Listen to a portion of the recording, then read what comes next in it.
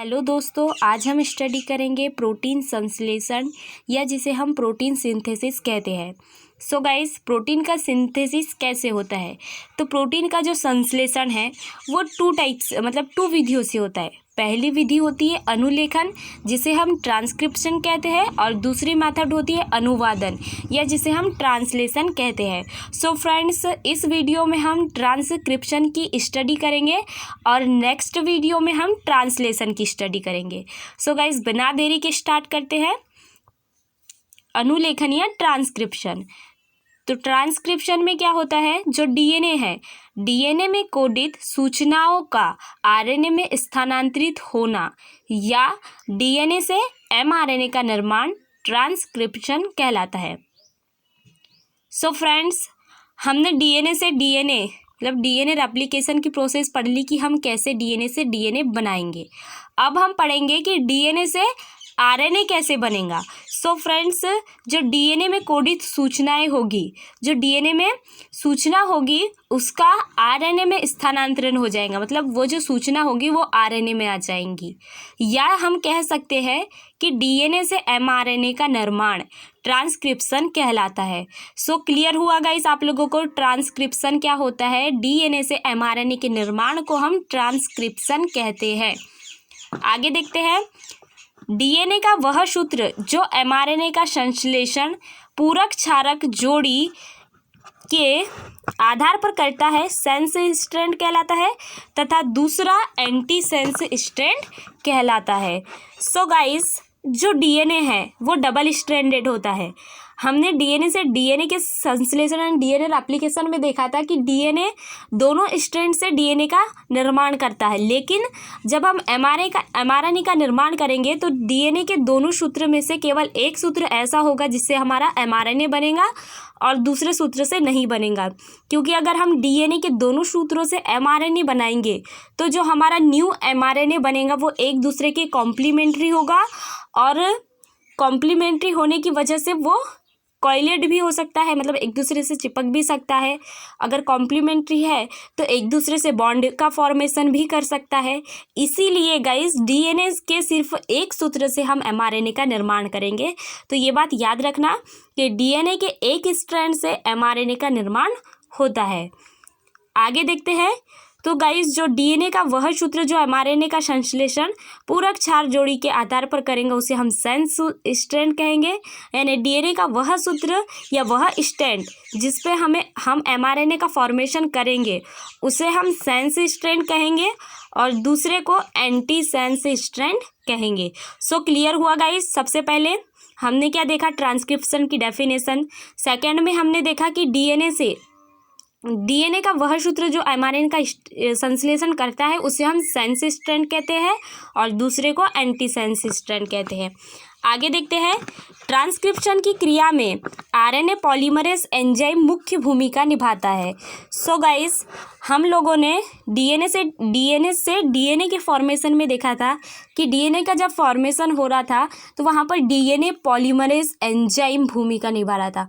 मतलब अगर हम डीएनए से डीएनए बनाएंगे तो डीएनए पॉलीमरेज एंजाइम रहेगा, अगर हम डीएनए से आरएनए बनाएंगे तो आरएनए पॉलीमरेज रहेगा। सो गाइस, याद रखना, हम जिस चीज़ का फॉर्मेशन कर रहे, हमने डीएनए से डीएनए में डीएनए का फॉर्मेशन करे थे तो डीएनए पॉलीमरेज एंजाइम लगा था, लेकिन जब हम डीएनए से एमआरएनए का फॉर्मेशन करेंगे तो हमको आरएनए पॉलीमरेज एंजाइम लगेगा। सो क्लियर हुआ गाइस आप लोगों को कि ट्रांसक्रिप्शन की क्रिया में आरएनए पॉलीमरेज एंजाइम मुख्य भूमिका निभाता है। सो गाइस, ट्रांसक्रिप्शन की प्रोसेस प्रोकैरियोट्स में भी होती है, यूकैरियोट्स में भी होती है। सो गाइस, हम देखेंगे कि हमें अभी बीएससी में हमें सिर्फ प्रोकैरियोट्स ट्रांसक्रिप्शन की स्टडी करना है, यूकैरियोट्स की नहीं करना है। तो हम प्रोकैरियोट्स की देखेंगे। एंड गाइस, मैं बता दूं, ये जो हम बीएससी में स्टडी करते हैं ट्रांसक्रिप्शन, ट्रांसलेशन या फिर डीएनए रेप्लिकेशन, सो गाइस ये सिर्फ बेसिक चीज़ें होती है। मतलब जो रेप्लिकेशन है उसकी सिर्फ बेसिक चीज़ें होती है, उसका डीपली स्टडी नहीं कर रहे हैं। उसकी डीपली स्टडी हम कब करेंगे? जब हम एमएससी में चले जाएंगे, या फिर जब हम नहीं, एमएससी में तो हो ही जाता है, मतलब एमएससी में आप लोगों को इसकी डीपली स्टडी करने को मिलेगा। अभी जो स्टडी कर रहे हैं वो सिर्फ बेसिक है। आगे बढ़ते हैं, हम प्रोकैरियोट्स का ट्रांसक्रिप्शन देखेंगे।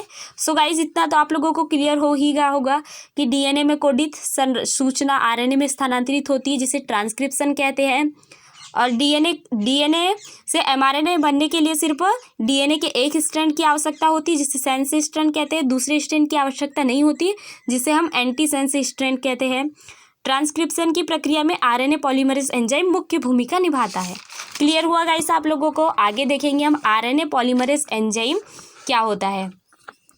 सो गाइस जो आरएनए पॉलीमरेज है, आरएनए पॉलीमरेज के दो भाग होते हैं। जो आरएनए पॉलीमरेज एंजाइम है वो टू पार्ट से मिलकर बना होता है, एक तो कोर एंजाइम और सिग्मा कारक। तो गाइस कोर एंजाइम और सिग्मा कारक मिलकर होलो एंजाइम बनाते हैं।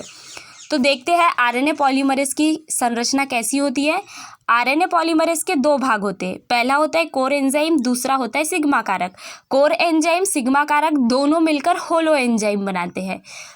तो देखते हैं कोर एंजाइम क्या होता है। कोर एंजाइम 2 अल्फा 1 बीटा तथा 1 बीटा डेस पॉलीपेप्टाइड श्रृंखलाओं का बना एवं सिग्मा कारक एक पॉलीपेप्टाइड श्रृंखला का बना होता है।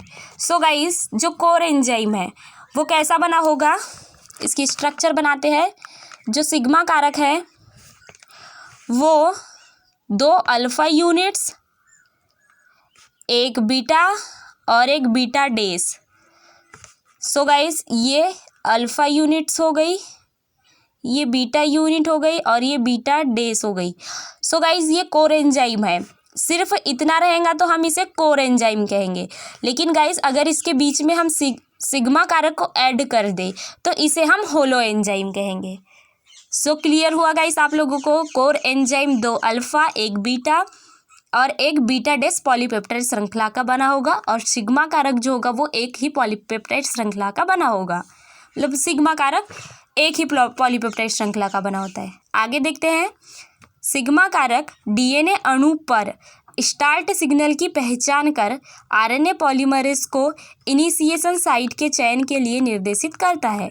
सो गाइस आरएनए पॉलीमरेज में जो सिग्मा कारक है उसका मेन रोल क्या है कि वो डीएनए के अणु पर या फिर डीएनए के स्ट्रैंड पर स्टार्ट सिग्नल, मतलब जहाँ से हमें एमआरएनए को बनाना प्रारंभ करना है वो सिग्नल की पहचान करता है। सो गाइस आरएनए पॉलीमरेज में सिग्मा कारक स्टार्ट सिग्नल की पहचान करेगा और आरएनए पॉलीमरेज एंजाइम को इनिशिएशन साइट के चयन के लिए निर्देशित करेगा। क्लियर हुआ गाइस आप लोगों को? आगे देखते हैं ट्रांसक्रिप्शन के इनिशिएशन के बाद। सो गाइस जब ट्रांसक्रिप्शन का इनिशिएशन यानी प्रारंभन हो जाता है, इनिशिएशन यानी शुरुआत हो जाती है, एमआरएनए के ट्रांसक्रिप्शन की शुरुआत हो जाती है, तो इनिशिएशन के बाद जब आरएनए श्रृंखला, जब हमारा आरएनए जो न्यू स्ट्रैंड बन रहा है एमआरएनए का, उसकी श्रृंखला में 8 से 9 न्यूक्लियोटाइड या फिर क्षारक बन जाते हैं। मतलब जो हमारा न्यू स्ट्रैंड बनेगा एमआरएनए का, उसमें 8 से 9 न्यूक्लियोटाइड जुड़ जाएंगे, तो क्या होगा, सिग्मा कारक कोर एंजाइम से अलग हो जाएगा।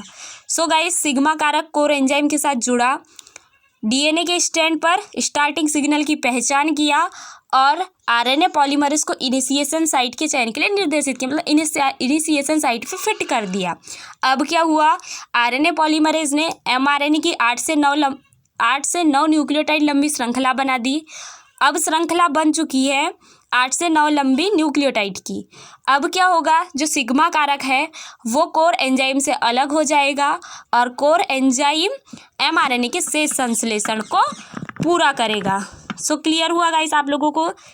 सिग्मा कारक जो है वो अब रिमूव हो चुका है और कोर एंजाइम जो है वो एमआरएनए के शेष संश्लेषण को पूरा करेगा।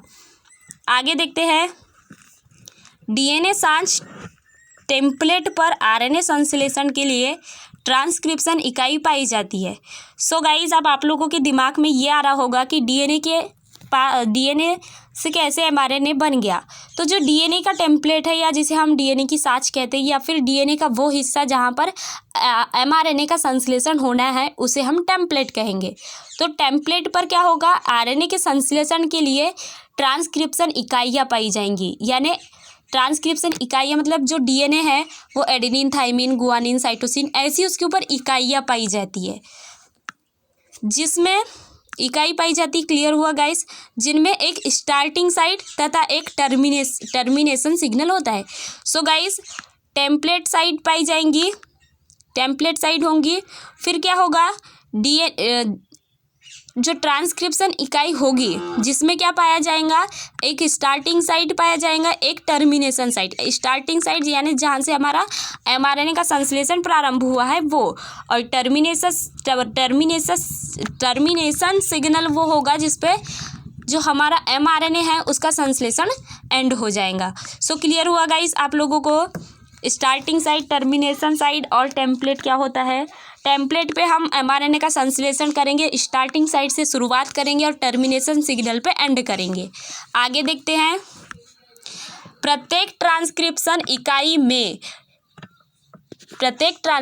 इकाई में स्टार्टिंग साइट से पूर्व, अपस्ट्रीम या प्रारंभ स्थल के बाद। सो गाइस जो प्रत्येक ट्रांसक्रिप्शन इकाई है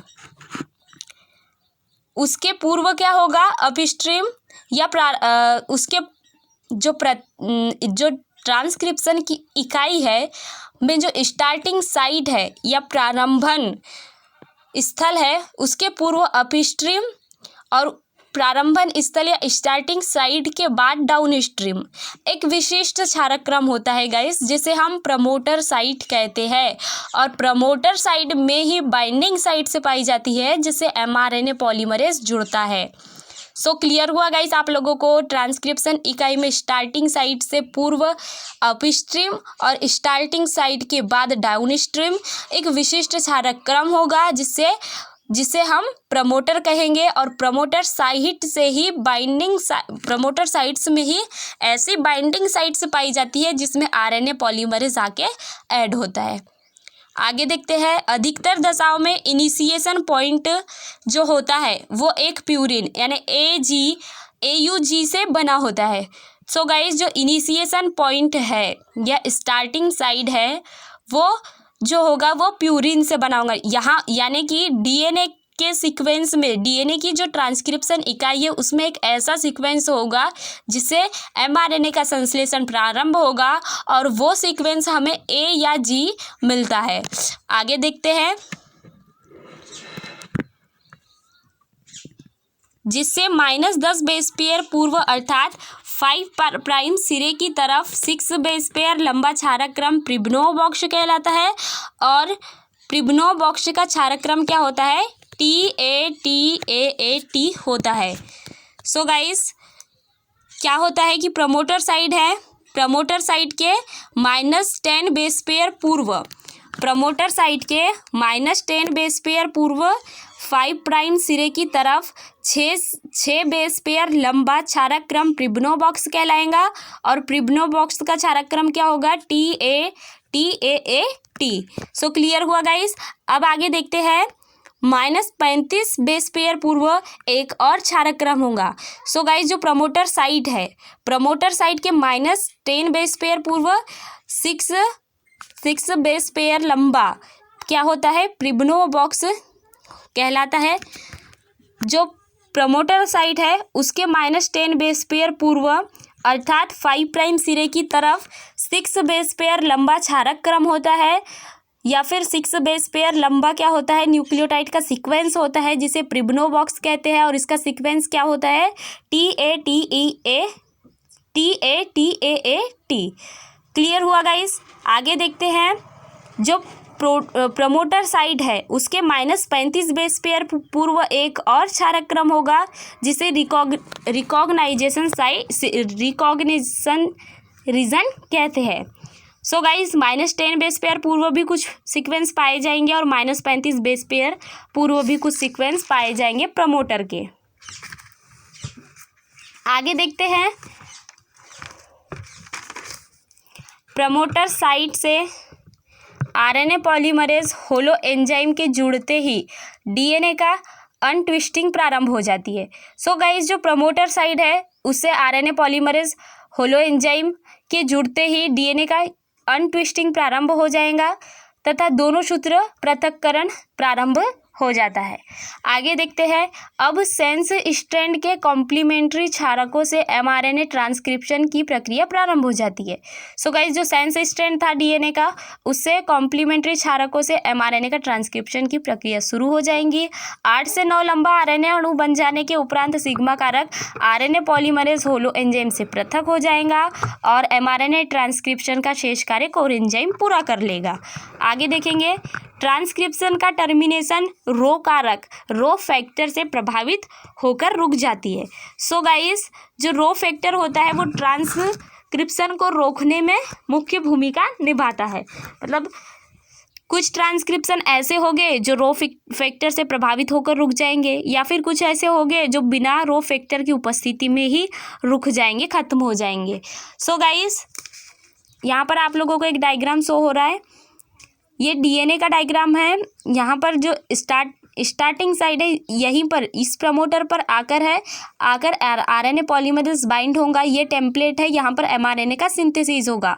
और ये टर्मिनेशन साइट है जो रो फैक्टर की उपस्थिति में एमआरएनए के संश्लेषण को रोक देता है, या फिर बिना रो फैक्टर की उपस्थिति में भी एमआरएनए के संश्लेषण को रोक देता है। सो क्लियर हुआ गाइस। अब जो 5 प्राइम 3 प्राइम है, जो सेंस स्ट्रैंड है हमारा, उससे हमारा जो है वो एमआरएनए का संश्लेषण हो जाएगा।